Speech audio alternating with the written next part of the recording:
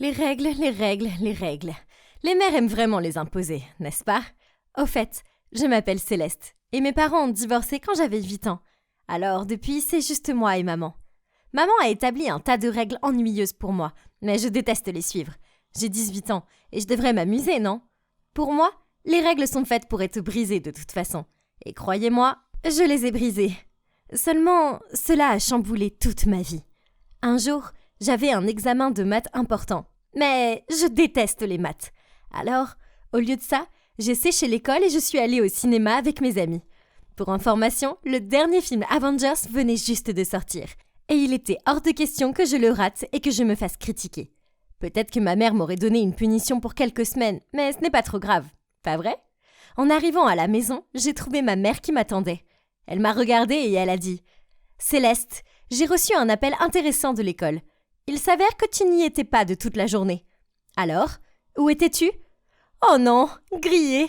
J'ai juste haussé les épaules et répondu « Dehors. C'est à cause de tes amis. Ils ont une mauvaise influence sur toi. » Je me suis dirigée vers ma chambre. « Céleste, reviens ici et parlons » a-t-elle crié après moi. Mais je l'ai ignorée. Puis elle a crié « Je ne peux plus te supporter. Toi et ton attitude de gamine. Tu vas aller vivre avec ton père. » Quoi?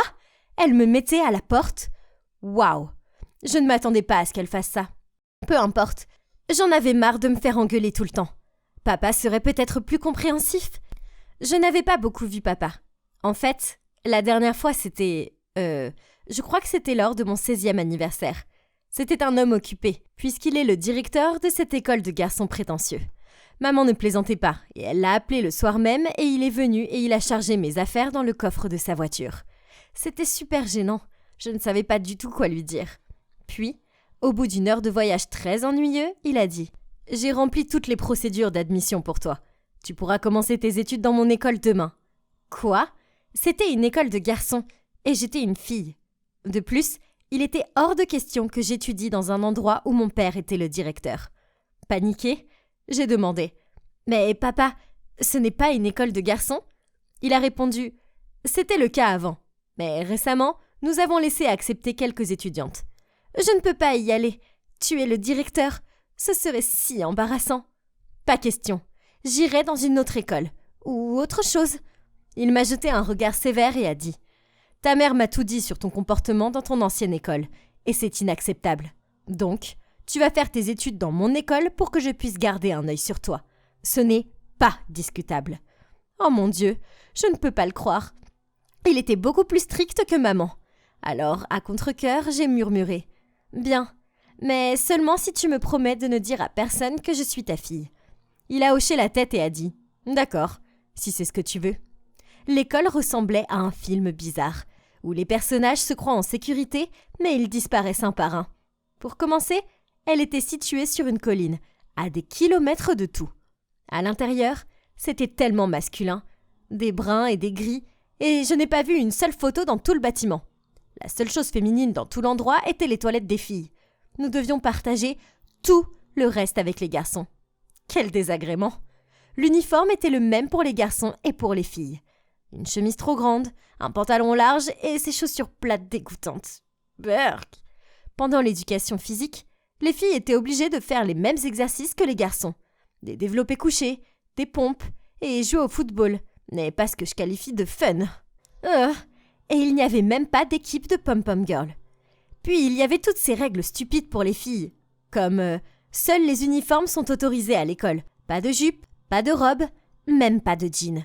Boutonnez le haut de votre chemise, attachez vos cheveux en un affreux chignon, ne pas flirter avec les garçons. Yep, c'était réellement une règle. Vous vous rendez compte? Je ne savais pas si c'était un lycée ou une prison. Je pensais que c'était inquiétant, mais je me suis vite rendu compte que cette école a un gros problème. C'est peut-être parce que cette école était à l'origine réservée aux garçons. Mais cet endroit n'appréciait pas du tout les filles. Une fois, dans un cours d'histoire, le professeur nous a demandé en quelle année Abraham Lincoln était devenu président. Facile, mais avant même que je puisse lever la main, elle a continué. Cette question semble trop difficile pour les filles. Alors, est-ce que l'un des garçons connaît la réponse? Quoi? Comment a-t-elle pu dire ça? C'est quoi cette attitude machiste? Cela m'a mis de mauvaise humeur. Alors, pendant le dîner, j'ai décidé d'en parler à papa. Il devait savoir à quel point son école était ridicule. Alors, je lui ai dit combien je détestais ces règles stupides et combien ses professeurs étaient sexistes. Il m'a lancé un regard noir et m'a dit qu'il n'y avait pas assez de filles dans l'école pour justifier un uniforme séparé. De plus, si les filles s'habillaient différemment, cela ne ferait que distraire les garçons. Quant aux profs d'histoire, c'était juste parce que les garçons ont souvent de plus grandes connaissances que les filles en la matière. Alors peut-être qu'elle ne voulait pas embarrasser les filles au cas où elles ne pourraient pas donner la bonne réponse. Ah, quel genre d'argument était-ce ? Ce n'était pas le bon vieux temps. Ces vieilles personnes devaient s'adapter à la décennie. Ok, très bien. Je vais prouver à toute l'école et à tous les professeurs qu'il n'y avait pas que des garçons ici. Le lendemain, j'ai rassemblé toutes les filles de ma classe. En fait, il n'y en avait que 2, Laura et Diane. Et nous nous sommes retrouvés dans le seul endroit réservé aux filles, les toilettes des filles. Puis je leur ai dit « Hey les filles, bienvenue dans notre club, la poupée. Je pense qu'il est temps que nous nous battions pour nos droits et notre présence dans cette école. Les filles comptent aussi, non ?» Au début, elles semblaient toutes les 2 un peu inquiètes. Je comprends, elles ne voulaient pas avoir d'ennui. Alors j'ai rapidement réussi à les convaincre que ce serait bien, amusant même. Alors, elles ont accepté. Tout d'abord, il était temps de faire quelque chose à propos de cet horrible uniforme. Nous avons attaché nos chemises pour montrer nos tailles. Et j'ai demandé aux autres de se maquiller subtilement pour que notre peau ait l'air d'avoir un éclat naturel. Puis, nous avons toutes mis des accessoires de cheveux à paillettes et des chouchous colorés dans nos cheveux pour donner un peu de peps à nos coiffures. Diane a regardé dans le miroir et a dit « Ok, peut-être que notre uniforme n'est pas si mal. » Et nous avons toutes éclaté de rire. Maintenant, il était temps de faire une entrée. Nous avons toutes marché dans le couloir ensemble.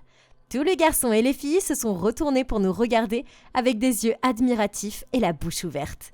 Un autre garçon a même laissé tomber sa pile de livres sur le sol. Et un autre est rentré dans son casier. Ah ! Le charme des filles était absolument irrésistible, n'est-ce pas ? Bientôt, nous sommes devenus un groupe populaire dans l'école. Les garçons voulaient nous parler, et les filles des autres classes se sont également jointes à notre groupe. Et je leur ai montré comment styliser leurs uniformes. C'est génial, non ? Ouais, il y a un problème. Les professeurs étaient des vieux schnocks qui n'apprécient pas le style.